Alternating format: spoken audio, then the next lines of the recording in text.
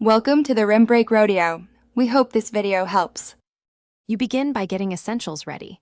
Verify your Omoda 5 head unit firmware and iPhone iOS are up to date because mismatches block CarPlay.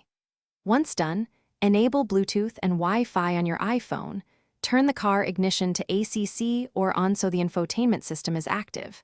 Use a certified Lightning cable if you plan wired CarPlay. A faulty cable stops pairing.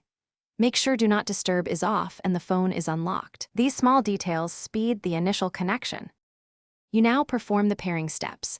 On your iPhone, go to Settings, General, CarPlay, and tap Available Cars to start discovery. On the Omoda 5 touchscreen, select Apple CarPlay or Phone Link and confirm any pairing prompts. If using wireless CarPlay, pair Bluetooth first.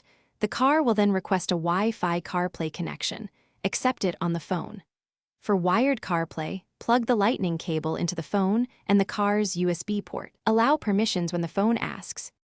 You finish by confirming Apple CarPlay appears on the Omoda 5 display and testing core apps like Maps, Phone, and Music to ensure audio and touch control work. If something fails, restart both the iPhone and the car's infotainment system.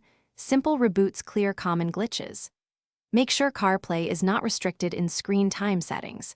If wireless pairing fails repeatedly, plug in a certified cable to force a wired connection. Then debug Bluetooth or Wi-Fi settings step by step. Thanks for watching. Consider subscribing if we helped you.